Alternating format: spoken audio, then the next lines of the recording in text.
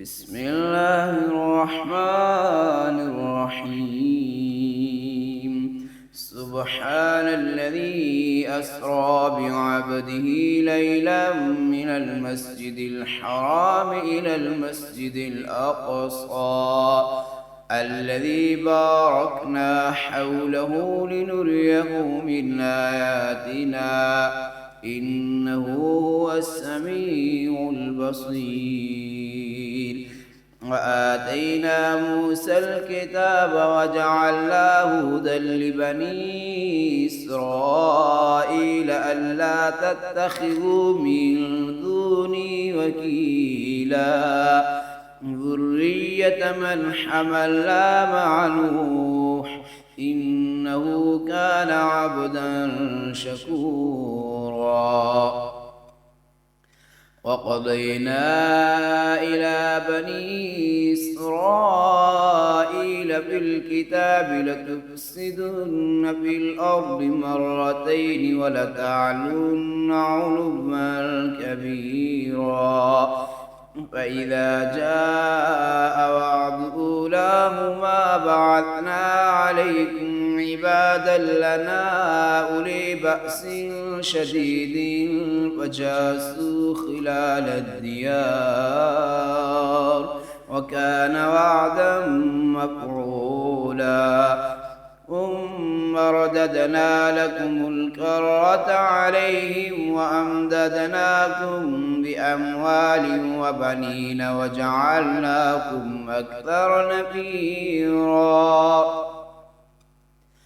إن أحسنتم أحسنتم لأنفسكم وإن أسأتم فلها. فإذا جاء وعد الآخرة ليسوءوا وجوهكم وليدخلوا المسجد كما دخلوه أول مرة وليتبروا ما علوا تتبيرا. عسى ربكم أن يرحمكم وإن عدتم عدنا وجعلنا جهنم للكافرين حصيرا. إن هذا القرآن يهدي للتي هي أقوم ويبشر المؤمنين الذين يعملون الصالحات أن لهم أجرا كبيرا وأن الذين لا يؤمنون بالآخرة أعتدنا لهم عذابا أليما. ويدعو الإنسان بالشر دعاءه بالخير وكان الإنسان عجولا. وجعلنا الليل والنهار آيتين فمحونا آية الليل وجعلنا آية النهار مبصرة لتبتغوا فضلا من ربكم ولتعلموا عدد السنين والحساب وكل شيء فصلناه تفصيلا. وكل إنسان ألزمناه طائره في عنقه ونخرج له يوم القيامة كتابا يلقاه منشورا. اقرأ كتابك كفى بنفسك اليوم عليك حسيبا. من اهتدى فإنما يهتدي لنفسه ومن ضل فإنما يضل عليها ولا تزر وازرة وزر أخرى وما كنا معذبين حتى نبعث رسولا. وإذا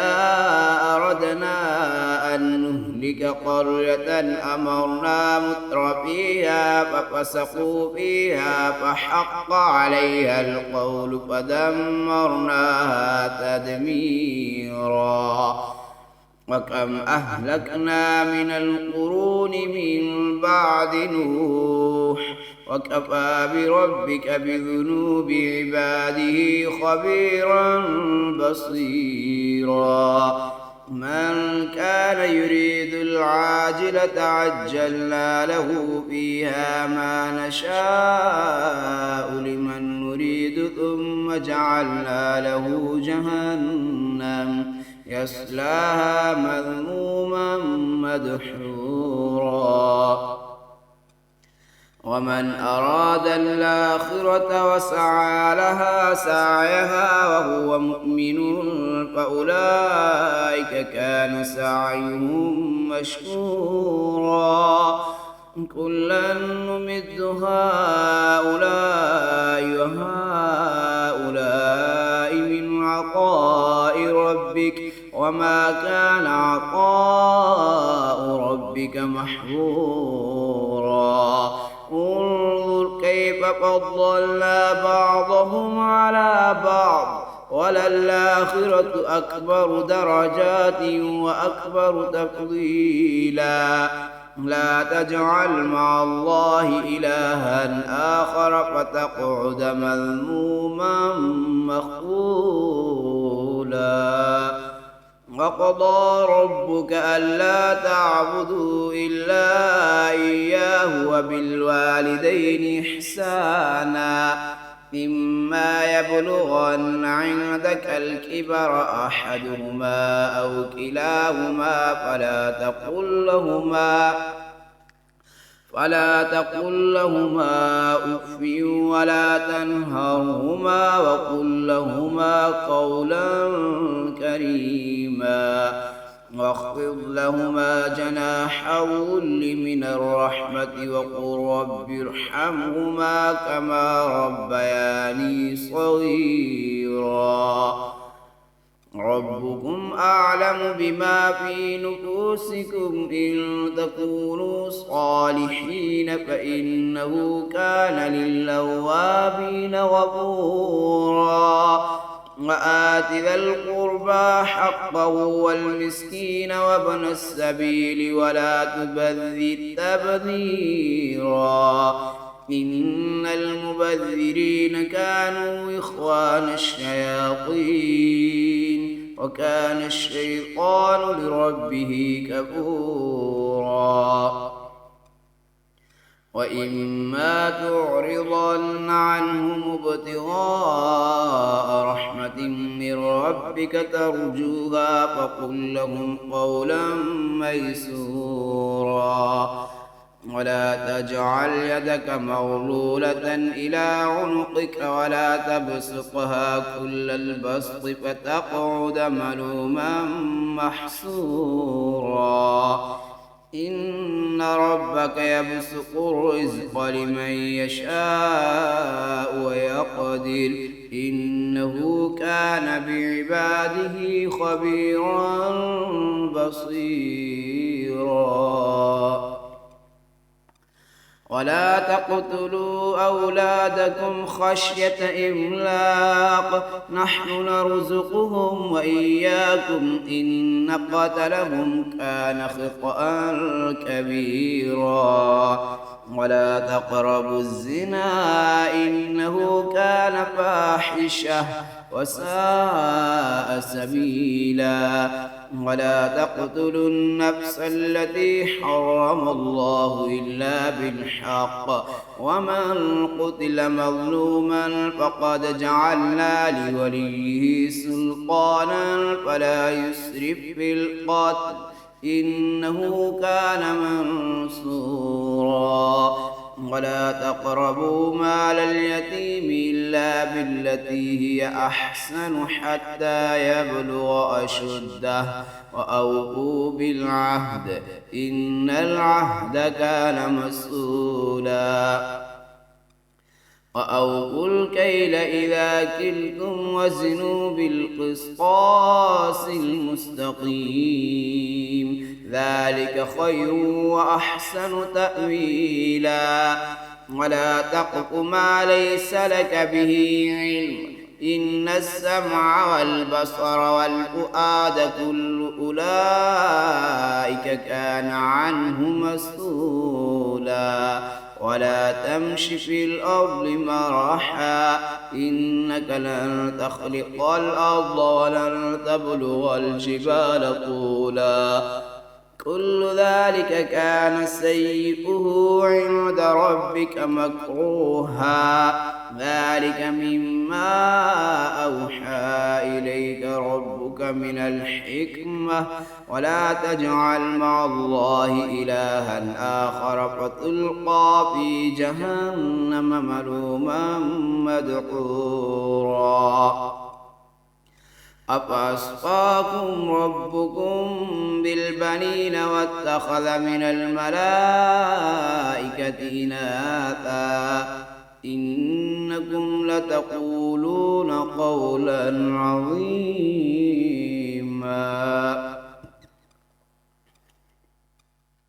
ولقد صرفنا في هذا القرآن ليذكروا وما يزيدهم إلا نفورا قل لو كان معه آلهة كما يقولون إذا لابتغوا إلى ذي العرش سبيلا سبحانه وتعالى عما يقولون علوا كبيرا تسبح له السماوات السبع والأرض ومن فيهن وإن من شيء إلا يسبح بحمده ولكن لا تفقهون تسبيحهم إنه كان حليما غفورا وإذا قرأت القرآن جعلنا بينك وبين الذين لا يؤمنون بالآخرة حجابا مستورا وجعلنا على قلوبهم أكنة أن يفقهوه وفي آذانهم وقرا وإذا ذكرت ربك في القرآن وحده ولوا على أدبارهم نفورا نحن أعلم بما يستمعون به إذ يستمعون إليك وإذ هم نجوى إذ يقول الظالمون إن تتبعون إلا رجلا مسحورا انظر كيف ضربوا لك الأمثال فضلوا فلا يستطيعون سبيلا وقالوا أئذا كنا عظاما ورفاتا أئنا لمبعوثون خلقا جديدا قل كونوا حجارة أو حديدا أو خلقا مما يكبر في صدوركم فسيقولون من يعيدنا قل الذي فطركم أول مرة فسينغضون إليك رؤوسهم ويقولون متاه قل عسى أن يكون قريبا يوم يدعوكم فتستجيبون بحمده وتظنون إن لبثتم إلا قليلا وقل لعبادي يقولوا التي هي أحسن إن الشيطان ينزغ بينهم إن الشيطان كان للإنسان عدوا مبينا ربكم أعلم بكم إن يشأ يرحمكم أو إن يشأ يعذبكم وما أرسلناك عليهم وكيلا وربك أعلم بمن في السماوات والأرض ولقد فضلنا بعض النبيين على بعض وآتينا داود زبورا قل ادعوا الذين زعمتم من دونه فلا يملكون كشف الضر عنكم ولا تحويلا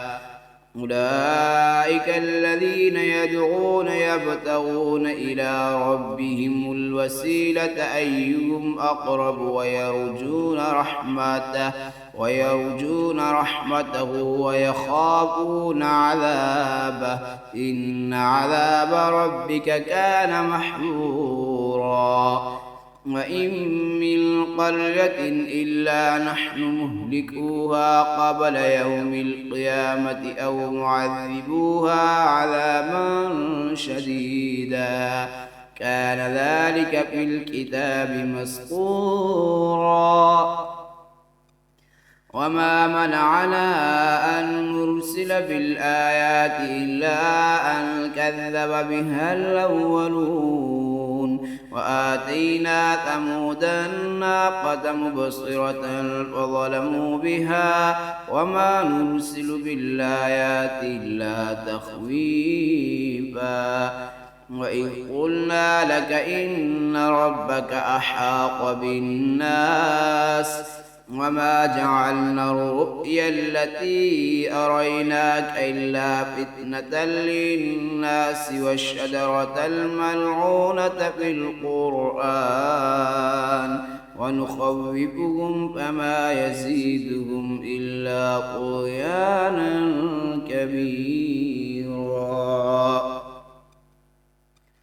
وإذ قلنا للملائكة اسجدوا لآدم فسجدوا إلا إبليس قال أأسجد لمن خلقت طينا قال أرأيتك هذا الذي كرمت علي لئن أخرتني إلى يوم القيامة لأحتنكن ذريته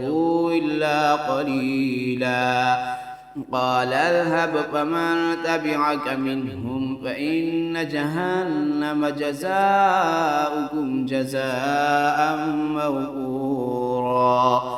واستفزز من استطعت منهم بصوتك وأجلب عليهم بخيلك ورجلك وشاركهم في الأموال والأولاد وعدهم وما يعدهم الشيطان إلا غرورا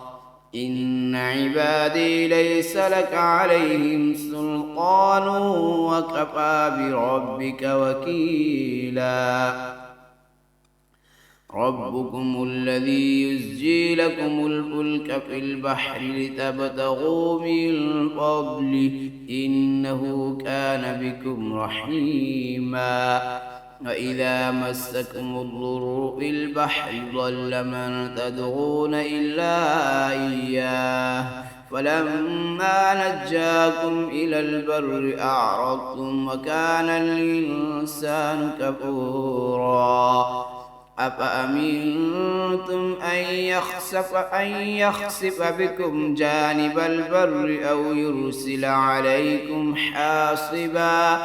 حاصبا ثم لا تجدوا لكم وكيلا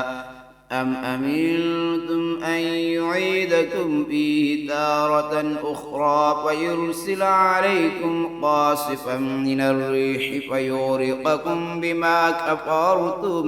بما كفرتم ثم لا تجدوا لكم علينا به تبيعا ولقد كرمنا بني آدم وحملناهم في البر والبحر ورزقناهم من الطيبات وفضلناهم على كثير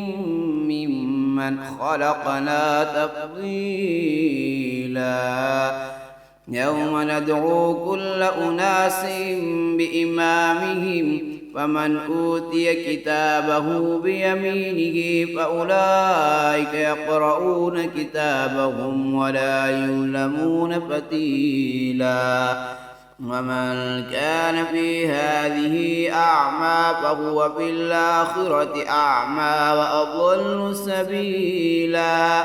وإن كادوا ليفتنونك عن الذي أوحينا إليك لتفتري علينا غيره وإذا لاتخذوك خليلا ولولا أن ثبتناك لقد كدت تركن إليهم شيئا قليلا إذا لأذقناك ضعف الحياة وضعف الممات ثم لا تجد لك علينا نصيرا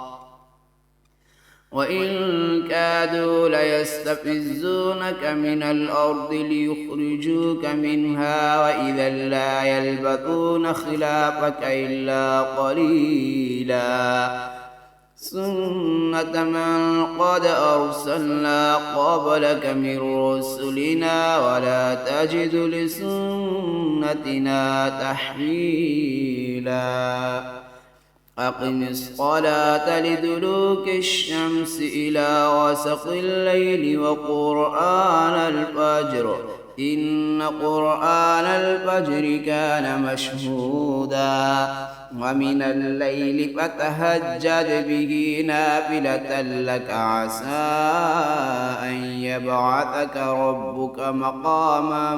محمودا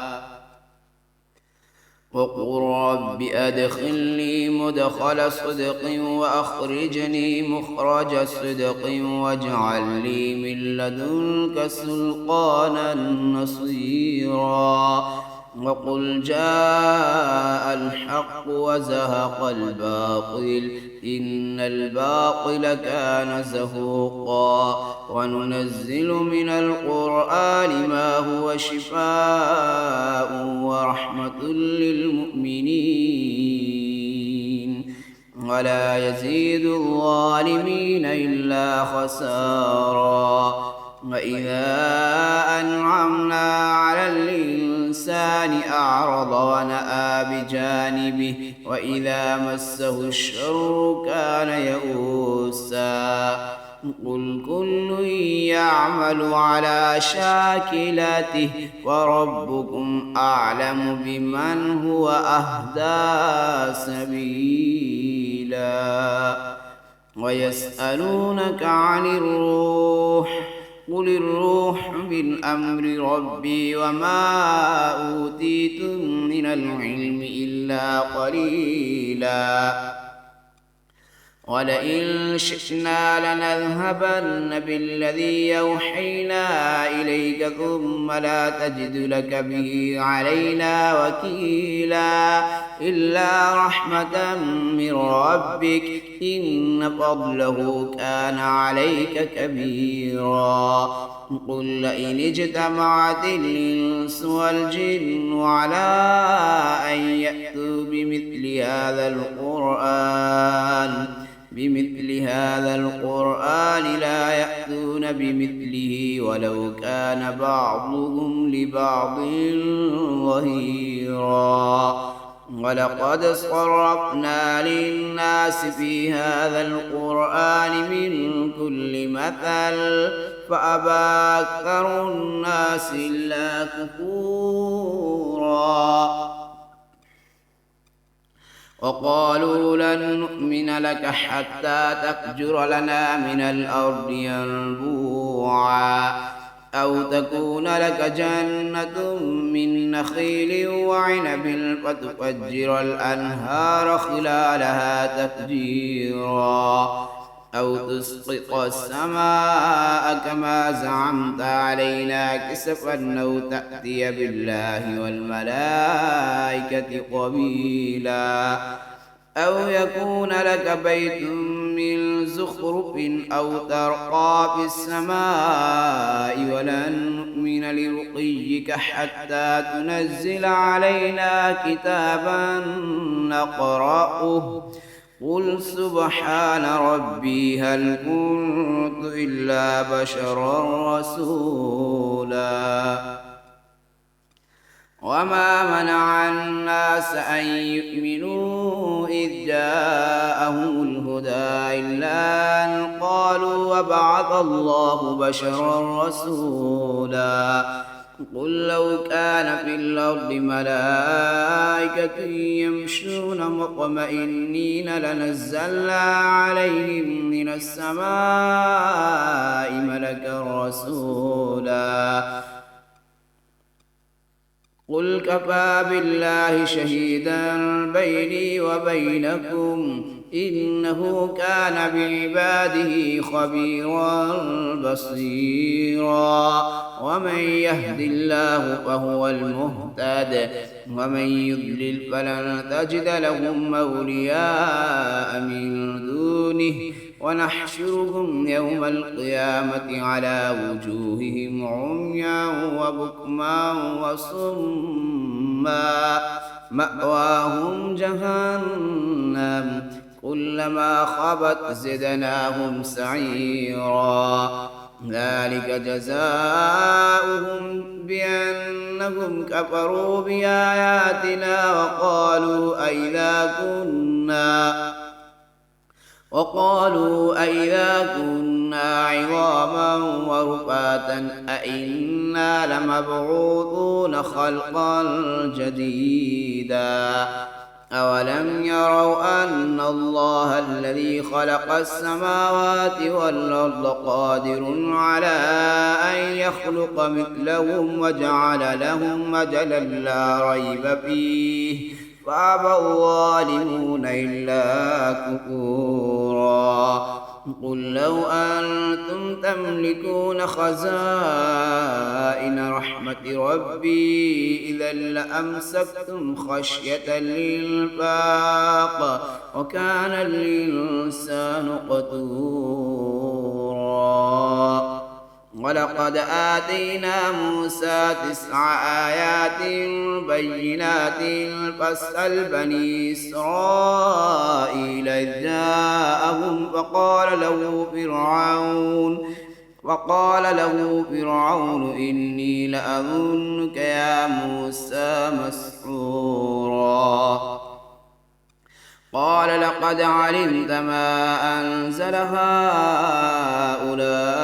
إلا رب السماوات والأرض بصائر وإني لأظنك يا فرعون مثبورا فأراد أن يستفزهم من الأرض فأغرقناه ومن معه جميعا وقلنا من بعده لبني إسرائيل اسكنوا الأرض فإذا جاء وعد الآخرة جئنا بكم لفيفا وبالحق أنزلناه وبالحق نزل وما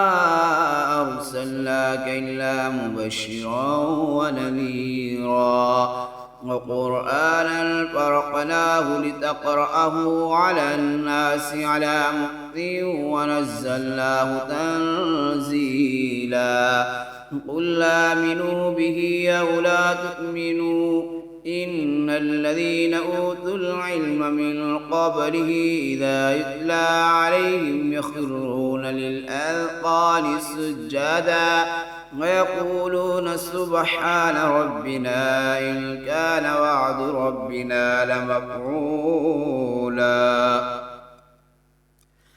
ويخرون للأذقان يبكون ويزيدهم خشوعا قل ادعوا الله أو ادعوا الرحمن أيما تدعوا فله الأسماء الحسنى ولا تجهر بصلاتك ولا تخافت بها وابتغ بين ذلك سبيلا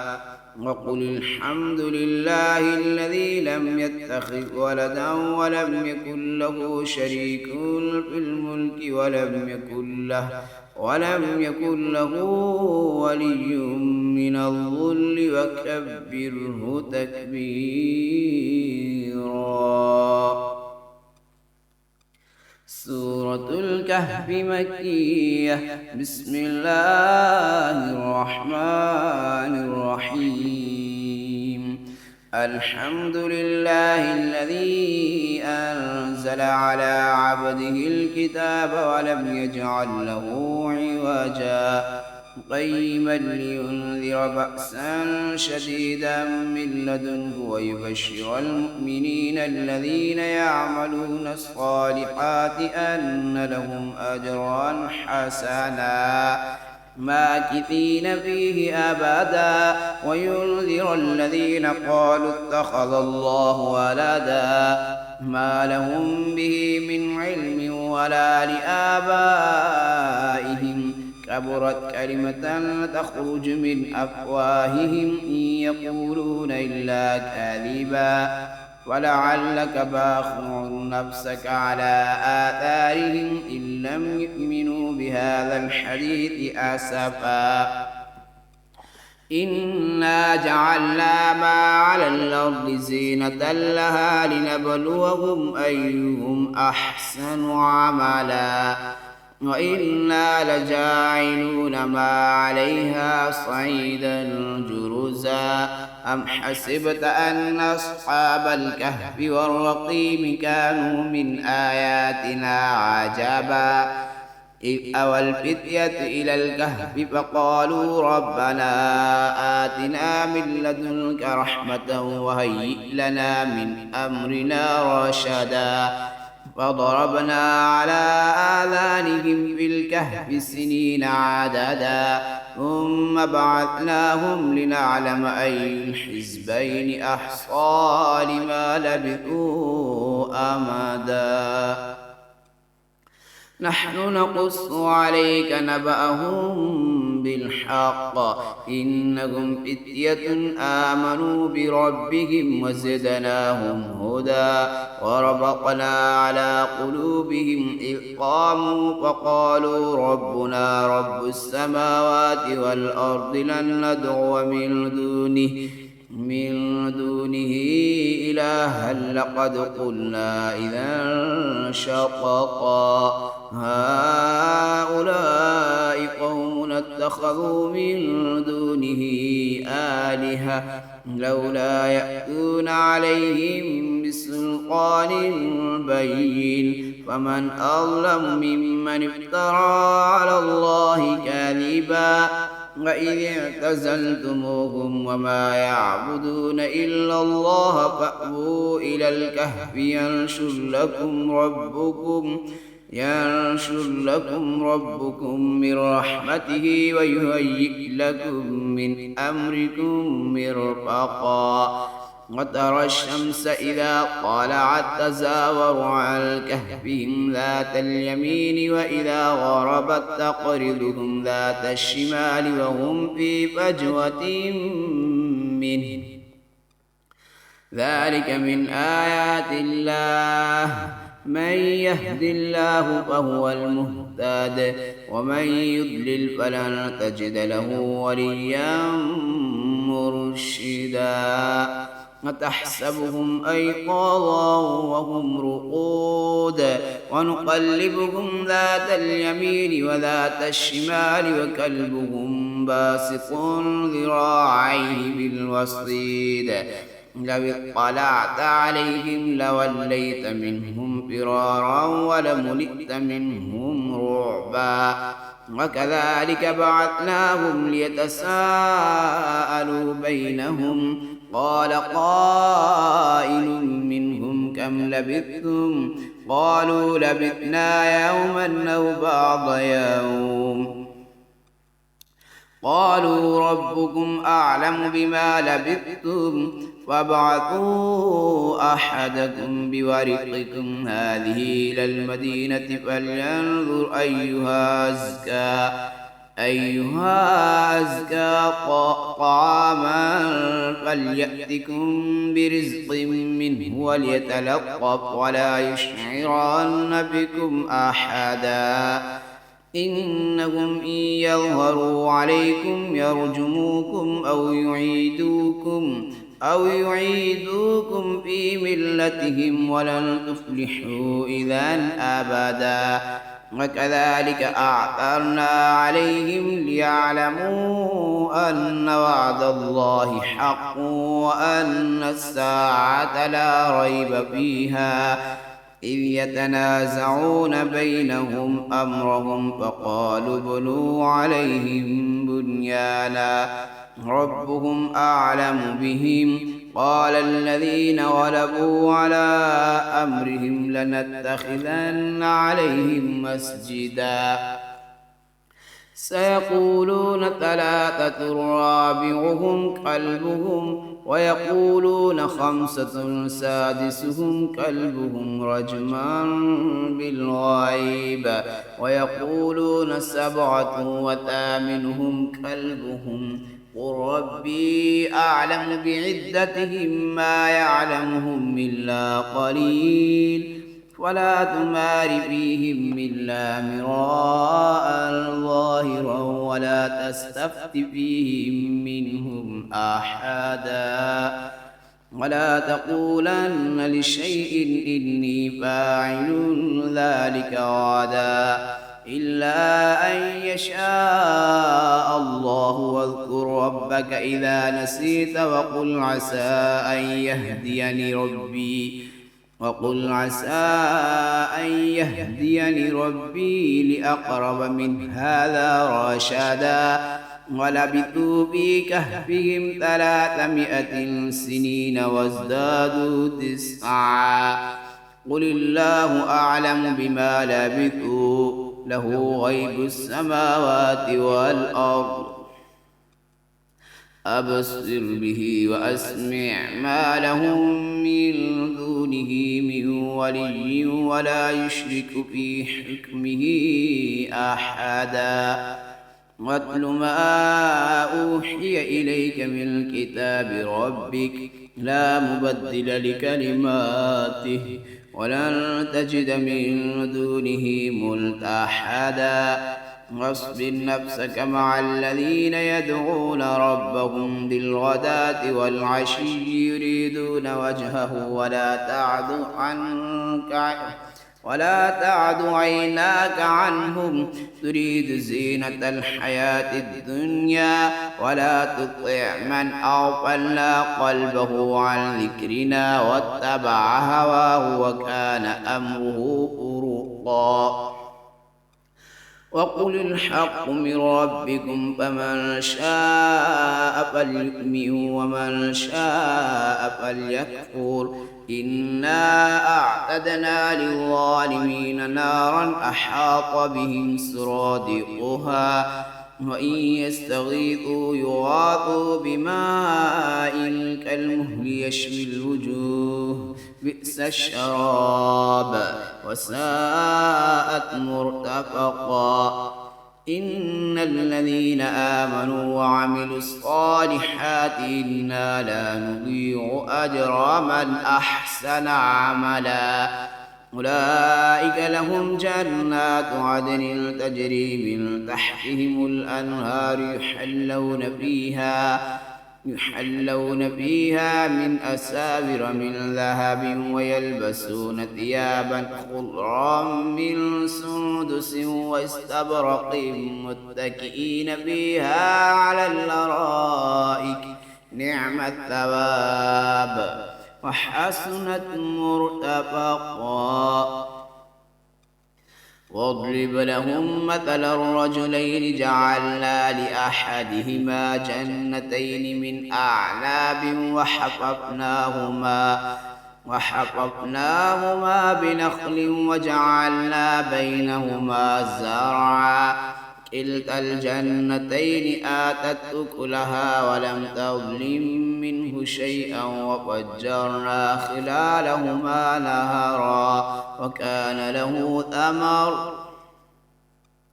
فقال لصاحبه وهو يحاوره وأنا أكثر منك مالا وأعز نفرا ودخل جنته وهو ظالم لنفسه قال ما أظن أن تبيد هذه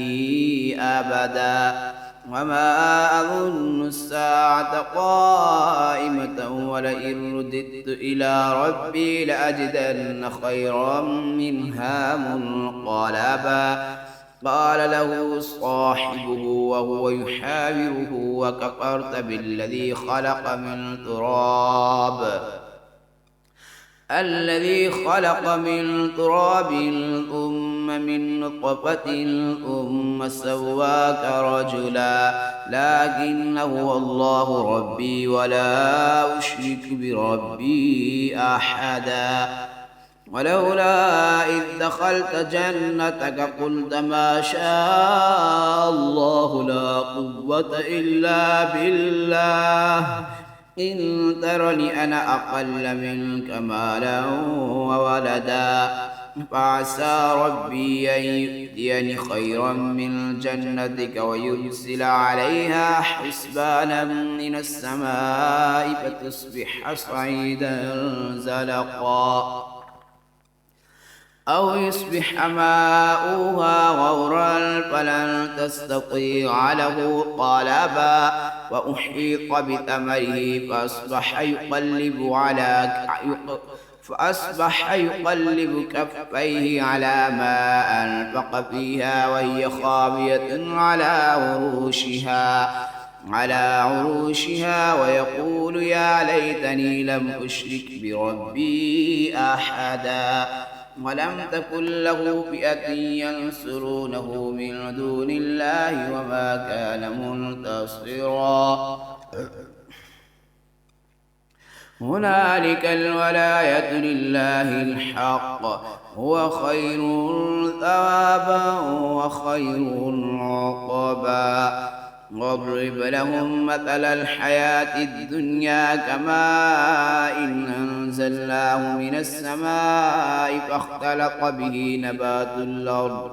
فاختلط به نبات الأرض فأصبح هشيما تذروه الرياح وكان الله على كل شيء مقتدرا المال والبنون زينة الحياة الدنيا والباقيات الصالحات خير عند ربك ثوابا وخير آملا ويوم نسير الجبال وترى الأرض بارزة وحشرناهم ولم نغادر منهم أحدا وعرضوا على ربك صفا لقد جئتمونا كما خلقناكم أول مرة بل زعمتم أن لن نجعل لكم موعدا ووضع الكتاب فترى المجرمين مشفقين مما فيه ويقولون يا ويلتنا ما لهذا الكتاب لا يغادر صغيرة ولا كبيرة إلا أحصاها ووجدوا ما عملوا حاضرا ولا يظلم ربك أحدا وإذ قلنا للملائكة اسجدوا لآدم فسجدوا إلا إبليس كان من الجن ففسق عن أمر ربه أفتتخذونه وذريته أولياء من دوني وهم لكم عدو بئس للظالمين بدلا ما أشهدتهم خلق السماوات والأرض ولا خلق أنفسهم وما كنت متخذ المضلين عضدا ويوم يقول نادوا شركائي الذين زعمتم فدعوهم فلم يستجيبوا لهم وجعلنا بينهم موبقا ورأى المجرمون النار فظنوا أنهم مواقعوها ولم يجدوا عنها مصرفا ولقد صرفنا في هذا القرآن للناس من كل مثل وكان الإنسان أكثر شيء جدلا وما منع الناس أن يؤمنوا إذ جاءهم الهدى ويستغفروا ربهم إلا أن تأتيهم سنة الأولين أو يأتيهم العذاب قبلا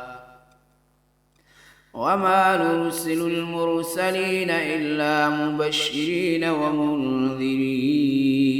ويجادل الذين كفروا بالباطل ليدحضوا به الحق واتخذوا آياتي وما أنذروا هزوا ومن أظلم ممن ذكر بآيات ربه فأعرض عنها ونسي ما قدمت يداه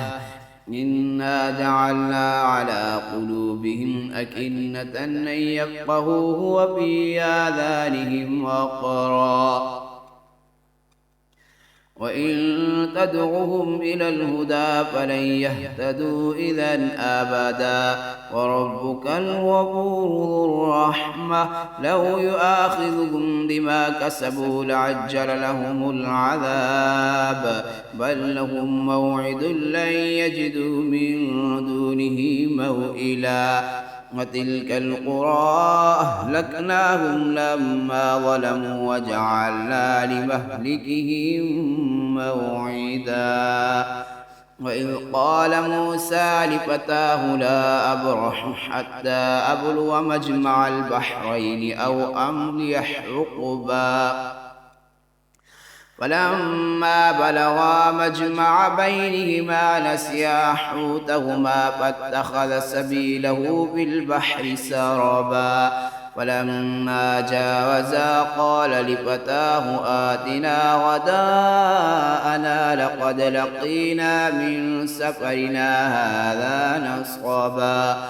قال أرأيت إذ أوينا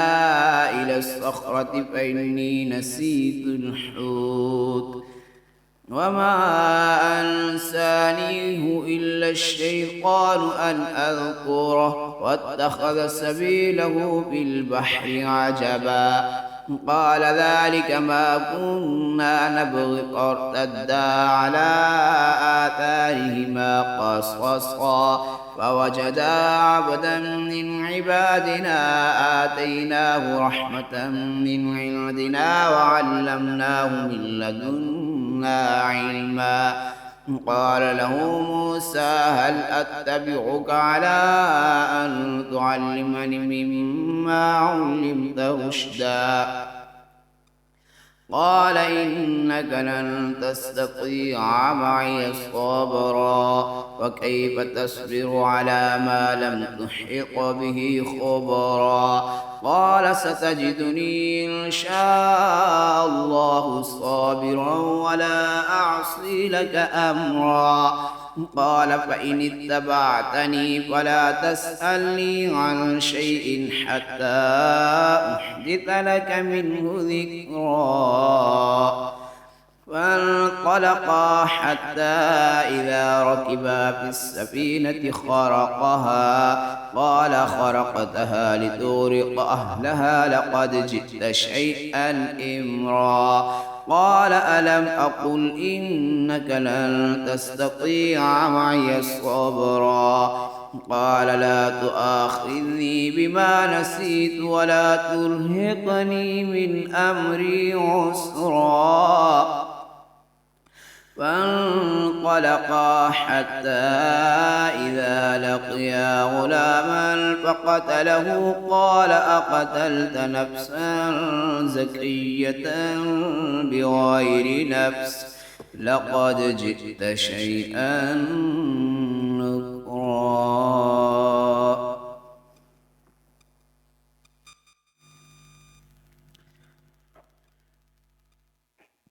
بسم الله الرحمن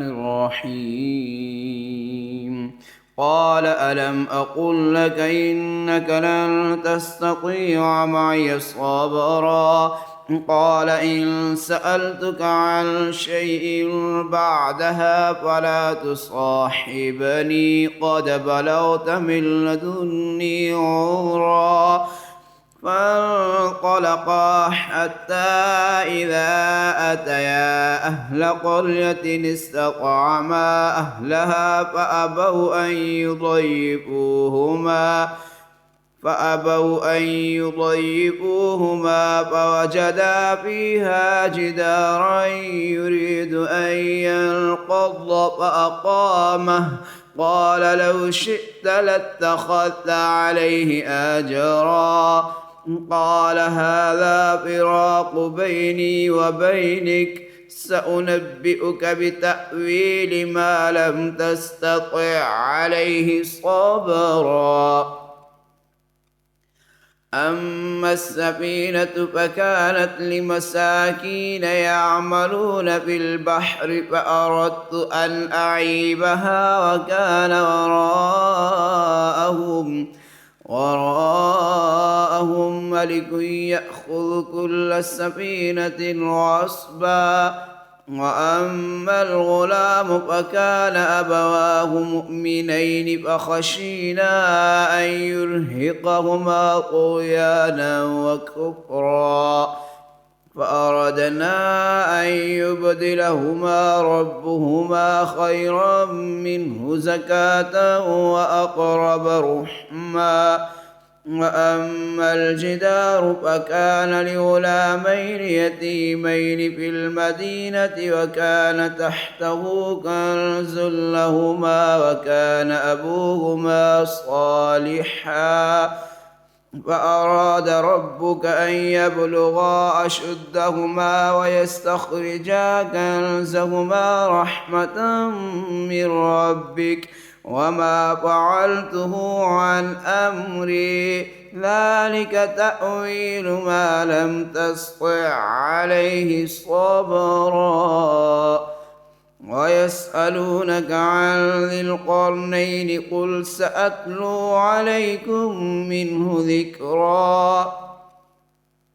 إنا مكنا له في الأرض وآتيناه من كل شيء سببا فأتبع سببا حتى إذا بلغ مغرب الشمس وجدها تغرب في عين حمئة ووجد عندها قوما قلنا يا ذا القرنين إما أن تعذب وإما أن تتخذ فيهم حسنا. قال أما من ظلم فسوف نعذبه ثم يرد إلى ربه فيعذبه عذابا نكرا. وأما من آمن وعمل صالحا فله جزاء الحسنى وسنقول له من أمرنا يسرا. ثم أتبع سببا حتى إذا بلغ مطلع الشمس وجدها تطلع على قوم لم نجعل لهم من دونها سترا كذلك وقد أحطنا بما لديه خبرا. ثم أتبع سببا حتى إذا بلغ بين السدين وجد من دونهما قوما لا يكادون يفقهون قولا قالوا يا ذا القرنين إن يأجوج ومأجوج مفسدون في الأرض فهل نجعل لك خرجا على أن تجعل بيننا وبينهم سدا. قال ما مكني فيه ربي خير فأعينوني بقوة أجعل بينكم وبينهم ردما. آتوني زبر الحديد حتى إذا ساوى بين الصدفين قال انفخوا حتى إذا جعله نارا قال آتوني أفرغ عليه قطرا فما استطاعوا أن يظهروه وما استطاعوا له نقبا. قال هذا رحمة من ربي فإذا جاء وعد ربي جعله دكا وكان وعد ربي حقا. وتركنا بعضهم يومئذ يموج في بعض ونفخ في الصور فجمعناهم جمعا. وعرضنا جهنم يومئذ للكافرين عرضا الذين كانت أعينهم في غطاء عن ذكري وكانوا لا يستطيعون سمعا أفحسب الذين كفروا أن يتخذوا عبادي من دوني أولياء إنا أعتدنا جهنم للكافرين نزلا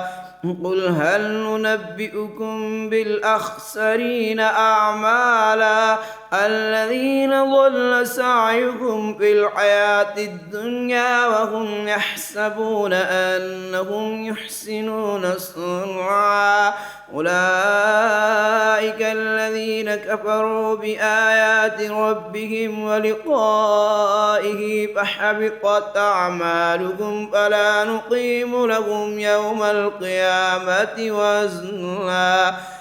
ذلك جزاؤهم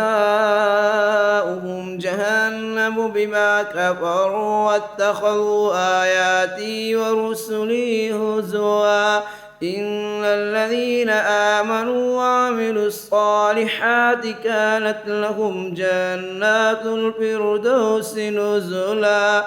خالدين فيها لا يبغون عنها حولا قل لو كان البحر مدادا لكلمات ربي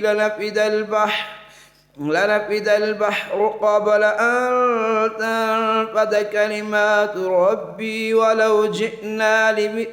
جئنا بمثله مددا قل إنما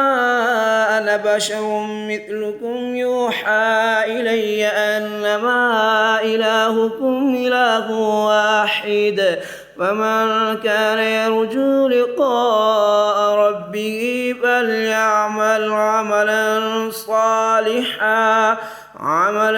صالحا ولا يشرك بعبادة ربه أحدا. سورة مريم مكية. بسم الله الرحمن الرحيم. كافها يا عين صاد. ذكر رحمة ربك عبده زكريا إذ نادى ربه نداء خفيا قال رب إني وهن العظم مني واشتعل الرأس شيبا ولم أكن بدعائك رب شقيا وإني خفت الموالي من ورائي وكانت امرأتي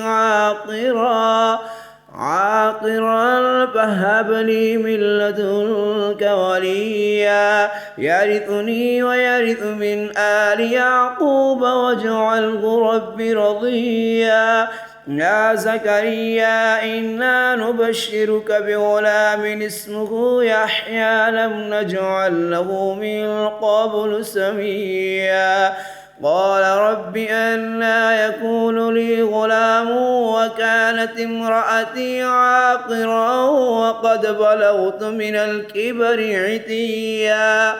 قال كذلك قال ربك هو علي هين وقد خلقتك من قبل ولم تك شيئا قال رب اجعل لي آية قال آيتك ألا تكلم الناس 3 ليال سويا فخرج على قومه من المحراب فأوحى إليهم أن سبحوا بكرة وعشيا يا يحيى خذ الكتاب بقوة وآتيناه الحكم صبيا وحنانا من لدنا وزكاة وكان تقيا وبرا بوالديه ولم يكن جبارا عصيا وسلام عليه يوم ولد ويوم يموت ويوم يبعث حيا.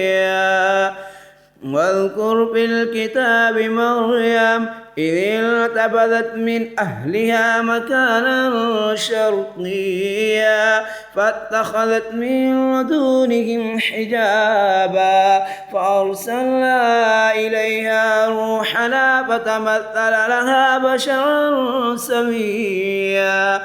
قالت إني أعوذ بالرحمن منك إن كنت تقيا قال إنما أنا رسول ربك لأهب لك غلاما زكيا قالت أنى يكون لي غلام ولم يمسسني بشر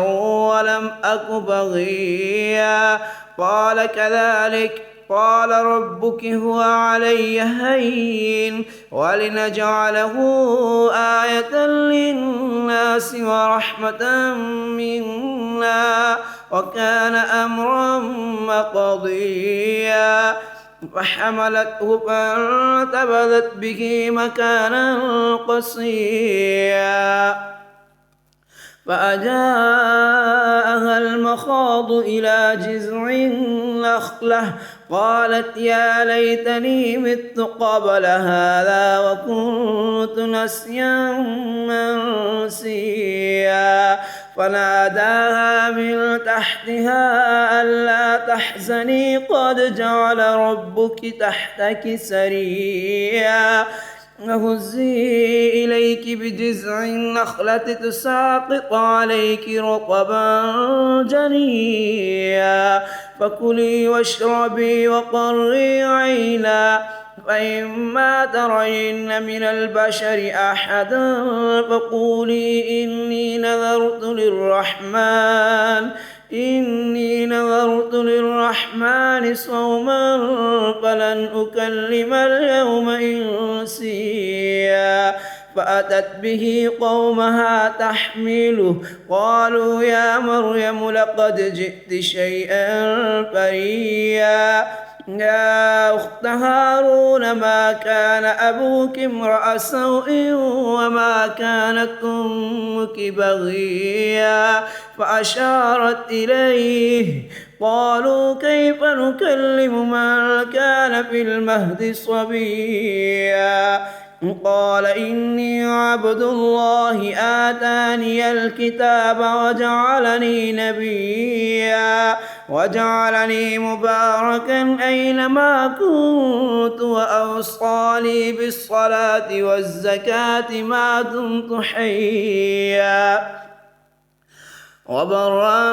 بوالدتي ولم يجعلني جبارا شقيا والسلام علي يوم ولدت ويوم أموت ويوم أبعث حيا ذلك عيسى بن مريم قول الحق الذي فيه يمترون ما كان لله أن يتخذ من ولد سبحانه إذا قضى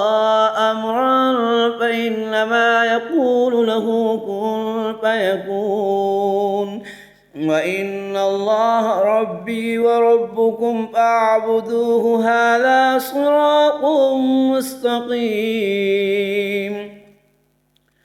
فاختلف الأحزاب من بينهم فويل للذين كفروا من مشهد يوم عظيم أسمع بهم وأبصر يوم يأتوننا لكن الظالمون اليوم في ضلال مبين وأنذرهم يوم الحسرة إذ قضي الأمر وهم في غفلة وهم لا يؤمنون إنا نحن نرث الأرض ومن عليها وإلينا يرجعون واذكر في الكتاب إبراهيم إنه كان صديقا نبيا إذ قال لأبيه يا أبت لم تعبد ما لا يسمع ولا يبصر ولا يغني عنك شيئا يا أبت إني قد جاءني من العلم ما لم يأتك فاتبعني أهدك صراطا سويا يا أبت لا تعبد الشيطان إن الشيطان كان للرحمن عصيا يا أبت إني أخاف أن يمسك عذاب من الرحمن فتكون للشيطان وليا قال أراغب أنت عن آلهتي يا إبراهيم لئن لم تنته لأرجمنك واهجرني مليا قال سلام عليك سأستغفر لك ربي إنه كان بي حفيا وأعتزلكم وما تدعون من دون الله وأدعو ربي عسى ألا أكون بدعاء ربي شقيا فلما اعتزلهم وما يعبدون من دون الله وهبنا له إسحاق ويعقوب وكلا جعلنا نبيا ووهبنا لهم من رحمتنا وجعلنا لهم لسان صدق عليا واذكر في الكتاب موسى إنه كان مخلصا وكان رسولا نبيا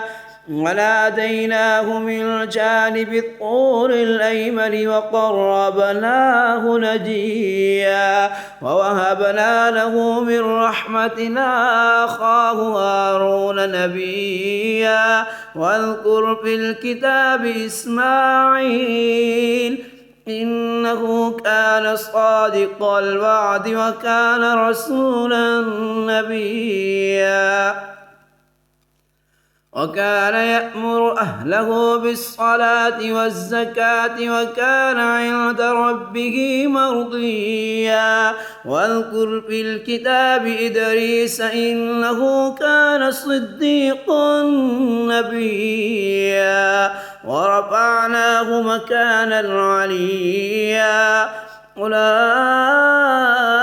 الذين أنعم الله عليهم من النبيين من ذرية آدم وممن حملنا مع نوح ومن ذرية إبراهيم وإسرائيل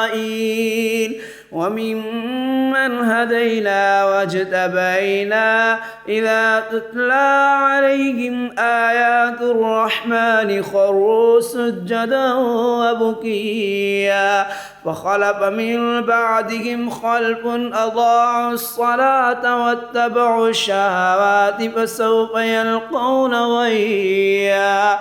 إلا من تاب وآمن وعمل صالحا فأولئك يدخلون الجنة ولا يظلمون شيئا جنات عدن التي وعد الرحمن عباده بالغيب إنه كان وعده مأتيا لا يسمعون فيها لغوا إلا سلاما ولهم رزقهم فيها بكرة وعشيا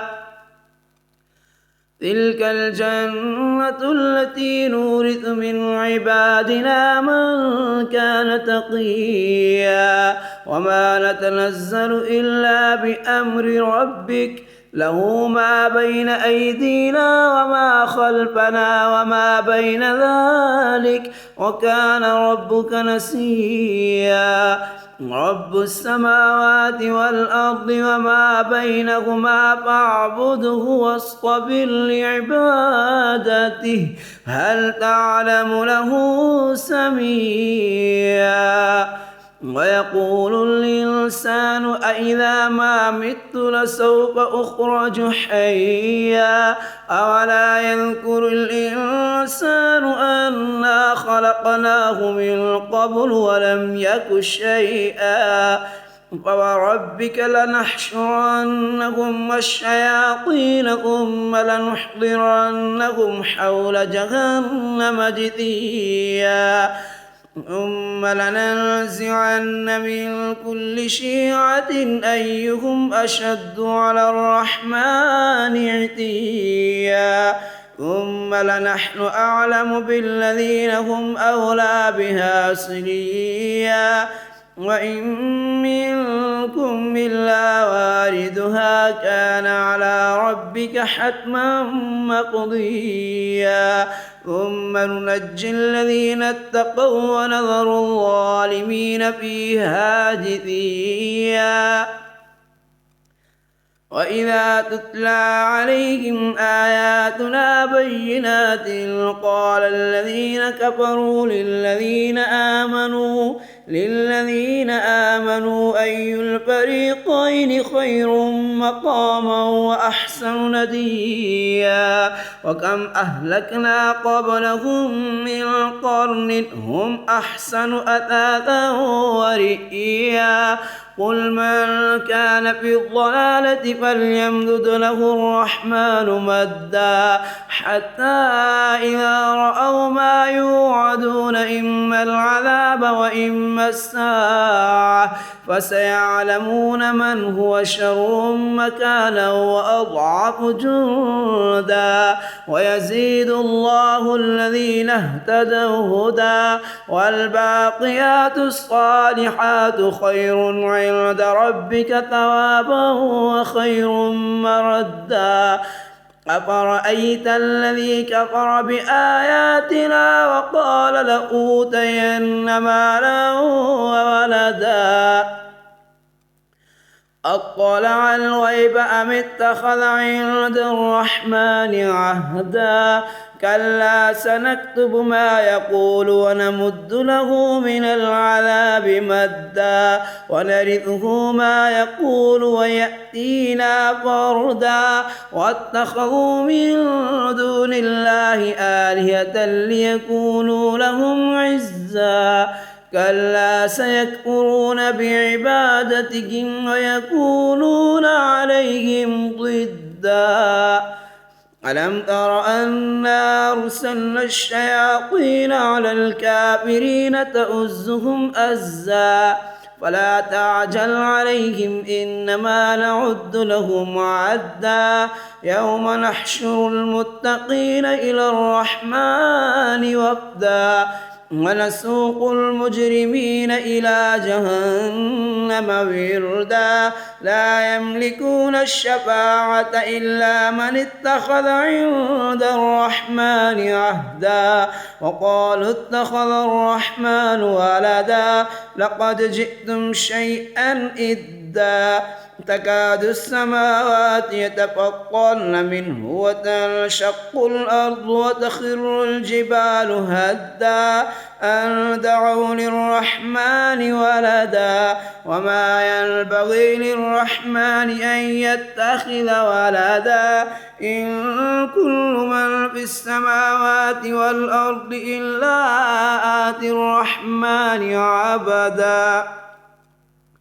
لقد أحصاهم وعدهم عدا وكلهم آتيه يوم القيامة فردا إن الذين آمنوا وعملوا الصالحات سيجعل لهم الرحمن ودا فإنما يسرناه بلسانك لتبشر به المتقين وتنذر به قوما لدا وكم أهلكنا قبلهم من قرن هل تحس منهم من أحد أو تسمع لهم ركزا سورة طه مكية بسم الله الرحمن الرحيم طه ما أنزلنا الجبال لتشقى إلا تذكرة لمن يخشى تنزيلا ممن خلق الأرض والسماوات العلى الرحمن على العرش استوى له ما في السماوات وما في الأرض وما بينهما وما تحت الثرى وإن تجهر بالقول فإنه يعلم السر وأخفى الله لا إله إلا هو له الأسماء الحسنى. وهل أتاك حديث موسى إذ رأى نارا فقال لأهلهم كثوا إني آنست نارا لعلي آتيكم منها بقبس أو أجد على النار هدى فلما أتاها نودي يا موسى إني أنا ربك فاخلع عليك إنك بالوادي المقدس طوى وأنا اخترتك فاستمع لما يوحى إنني أنا الله لا إله إلا أنا فاعبدني وأقم الصلاة لذكري إن الساعة آتية أكاد أخفيها لتجزى كل نفس بما تسعى فلا يصدنك عنها من لا يؤمن بها واتبع هواه فتردى وما تلك بيمينك يا موسى قال هي عصاي أتوكأ عليها وأهش بها على غنمي ولي فيها مآرب أخرى قال ألقها يا موسى فألقاها فإذا هي حية تسعى قال خذها ولا تخف سنعيدها سيرتها الأولى واضمم يدك إلى جناحك تخرج بيضاء من غير سوء آية أخرى لنريك من آياتنا الكبرى اذهب إلى فرعون إنه طغى قال رب اشرح لي صدري ويسر لي أمري واحلل عقدة من لساني يفقه قولي واجعل لي وزيرا من أهلي هارون أخي اشدد به أزري وأشركه في أمري كي نسبحك كثيرا ونذكرك كثيرا إنك كنت بنا بصيرا قال قد أوتيت سؤلك يا موسى ولقد مننا عليك مرة أخرى إذ أوحينا إلى أمك ما يوحى أن اقذفيه في التابوت فاقذفيه في اليم فليلقه اليم بالساحل يأخذه عدو لي وعدو له وألقيت عليك محبة مني ولتصنع على عيني إذ تمشي أختك فتقول هل أدلكم على من يكفله فرجعناك إلى أمك كي تقر عينها ولا تحزن وقتلت نفسا فنجيناك من الغم وفتناك فتونا ولبثت سنين في أهل مدين ثم جئت على قدري يا موسى واصطنعتك لنفسي اذهب أنت وأخوك بآياتي ولا تنيا في ذكري اذهبا إلى فرعون إنه طغى فقولا له قولا لينا لعله يتذكر أو يخشى قالا ربنا إننا نخاف أن يفرط علينا أو أن يطغى قال لا تخافا إنني معكما أسمع وأرى فأتياه وقولا إنا رسولا ربك فأرسل معنا بني إسرائيل ولا تعذبهم قد جئناك بآية من ربك والسلام على من اتبع الهدى إنا قد أوحي إلينا أن العذاب على من كذب وتولى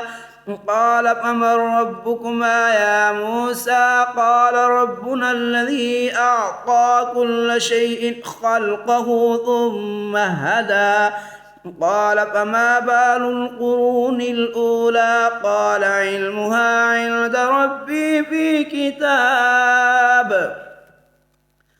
لا يضل ربي ولا ينسى الذي جعل لكم الأرض مهدا وسلك لكم فيها سبلا وأنزل من السماء ماء فأخرجنا به أزواجا من نبات شتى كلوا وارعوا أنعامكم إن في ذلك لآيات لأولي النهى منها خلقناكم وفيها نعيدكم ومنها نخرجكم تارة أخرى ولقد أريناه آياتنا كلها فكذب وأبى قال أجئتنا لتخرجنا من أرضنا بسحرك يا موسى فلنأتينك بسحر مثله فاجعل بيننا وبينك موعدا لا نخلفه نحن ولا أنت مكانا سوى قال موعدكم يوم الزينة وأن يحشر الناس ضحى فتولى فرعون فجمع كيده ثم أتى قال لهم موسى ويلكم لا تفتروا على الله كذبا فيسحتكم بعذاب وقد خاب من افترى فتنازعوا أمرهم بينهم وأسروا النجوى قالوا إن هذان لساحران يريدان أن يخرجاكم من أرضكم بسحرهما ويذهبا بطريقتكم المثلى فأجمعوا كيدكم ثم أتوا صفا وقد أفلح اليوم من استعلى قالوا يا موسى إما أن تلقي وإما أن نكون أول من ألقى قال بل ألقوا فإذا حبالهم وعصيهم يخيل إليه من سحرهم أنها تسعى فأوجس في نفسه خيفة موسى قلنا لا تخف إنك أنت الأعلى وألق ما في يمينك تلقف ما صنعوا إنما صنعوا كيد الساحر ولا يفلح الساحر حيث أتى فألقي السحرة سجدا قالوا آمنا برب هارون وموسى قال آمنتم له قبل أن آذن لكم إنه لكبيركم الذي علمكم السحر ولأقطعن أيديكم وأرجلكم من خلاف ولأصلبنكم في جذوع النخل ولتعلمن أينا أشد عذابا وأبقى قالوا لن نؤثرك على ما جاءنا من البينات والذي فطرنا فاقض ما أنت قاض إنما تقضي هذه الحياة الدنيا إنا آمنا بربنا ليغفر لنا خطايانا وما أكرهتنا عليه من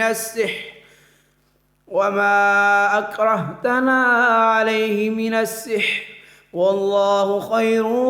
وأبقى إنه من يأت ربه مجرما فإن له جهنم لا يموت فيها ولا يحيا ومن يأته مؤمنا قد عمل الصالحات فأولئك لهم الدرجات العلى جنات عدن تجري من تحتها الأنهار خالدين فيها وذلك جزاء من تزكى ولقد أوحينا إلى بني إسرائيل ولقد أوحينا إلى موسى أن أسر بعبادي فاضرب لهم طريقا في البحر يبسا لا تخاف دركا ولا تخشى فأتبعهم فرعون بجنوده فغشيهم من اليم ما غشيهم وأضل فرعون قومه وما هدى يا بني إسرائيل قد أنجيناكم من عدوكم وواعدناكم جانب الطور الأيمن ونزلنا عليكم المن والسلوى كلوا من طيبات ما رزقناكم ولا تطغوا فيه فيحل عليكم غضبي ومن يحلل عليه غضبي فقد هوى وإني لغفار لمن تاب وآمن وعمل صالحا ثم اهتدى وما أعجلك عن قومك يا موسى قال هم أولئك على أثري وعجلت إليك رب لترضى قال فإنا قد فتنا قومك من بعدك وأضلهم السامري ورجع موسى إلى قومه غضبان آسفا قال يا قوم ألم يعدكم ربكم وعدا حسنا أفطال عليكم العهد أم أردتم أن يحل عليكم غضب من ربكم فأخلفتم موعدي قالوا ما أخلفنا موعدك بملكنا ولكننا حملنا أوزارا من زينة القوم فقذفناها فكذلك ألقى السامري فأخرج لهم عجلا جسدا له خوار فقالوا هذا إلهكم وإله موسى فنسي أفلا يرون ألا يرجع إليهم قولا ولا يملك لهم ضرا ولا نفعا ولقد قال لهم هارون من قبل يا قوم إنما فتنتم به وإن ربكم الرحمن فاتبعوني وأطيعوا أمري قالوا لن نبرح عليه عاكفين حتى يرجع إلينا موسى قال يا هارون ما منعك إذ رأيتهم ضلوا ألا تتبعني أفعصيت أمري قال يا ابن أم لا تأخذ بلحيتي ولا برأسي إني خشيت أن تقول فرقت بين بني إسرائيل ولم ترقب قولي قال فما خطبك يا سامري قال بصرت بما لم يبصروا به فقبضت قبضة من أثر الرسول فنبذتها وكذلك سولت لي نفسي قال فاذهب فإن لك في الحياة أن تقول لا مساس وإن لك موعدا لن تخلفه وانظر إلى إلهك الذي ظلت عليه عاكفا لنحرقنه ثم لننزفنه في اليم نسفا إنما إلهكم الله الذي لا إله إلا هو وسع كل شيء علما كذلك نقص عليك من أنباء ما قد سبق وقد آتيناك من لدنا ذكرا من أعرض عنه فإنه يحمل يوم القيامة وزرا خالدين فيه وساء لهم يوم القيامة حملا يوم ينفخ في الصور ونحشر المجرمين يومئذ زرقا يتخافتون بينهم إن لبثتم إلا عشرا نحن أعلم بما يقولون إذ يقول أمثلهم طريقة إن لبثتم إلا يوما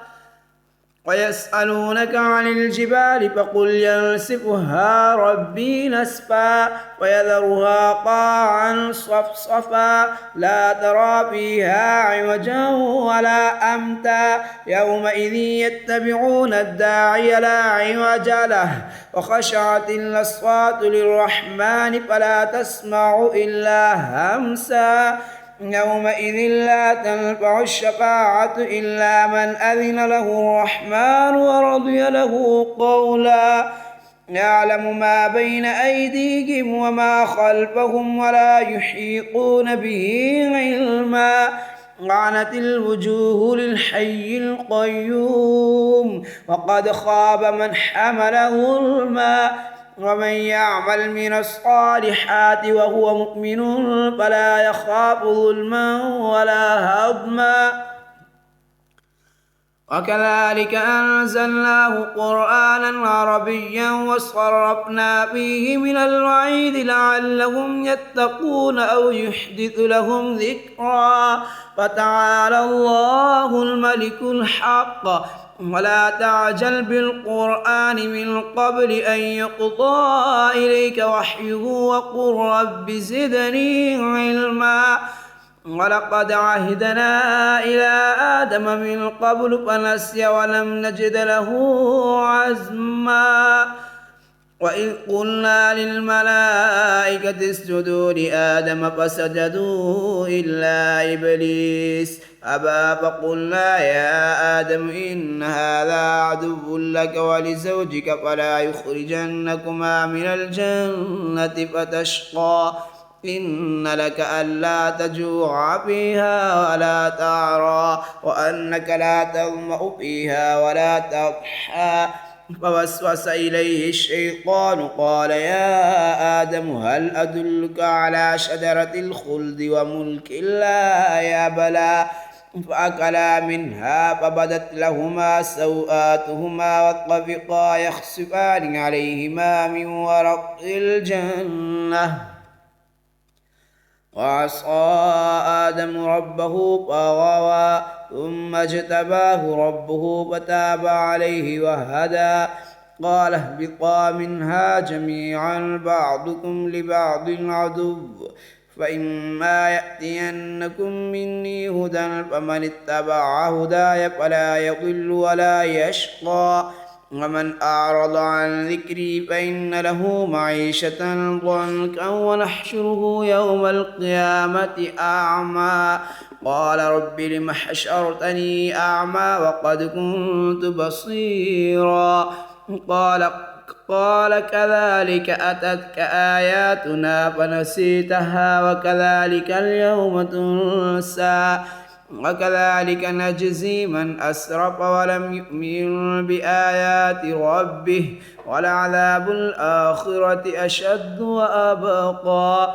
أفلم يهد لهم كم أهلكنا قبلهم من القرون يمشون في مساكنهم إن في ذلك لآيات لأولي النهى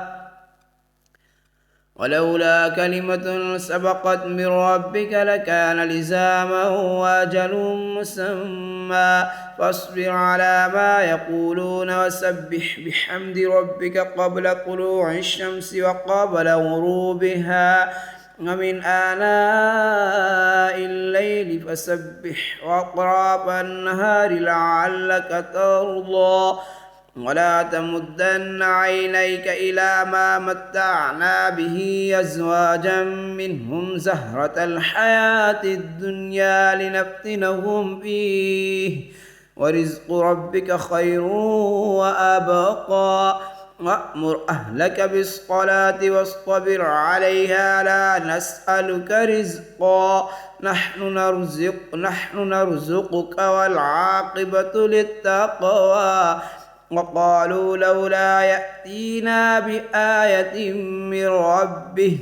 أولم تأتهم بينة ما في الصحف الأولى ولو أنا أهلكناهم بعذاب من قبله لقالوا ربنا لولا أرسلت إلينا رسولا فنتبع آياتك من قبل أن نذل ونخزى قل كل متربص فتربصوا فستعلمون من أصحاب الصراط السوي ومن اهتدى.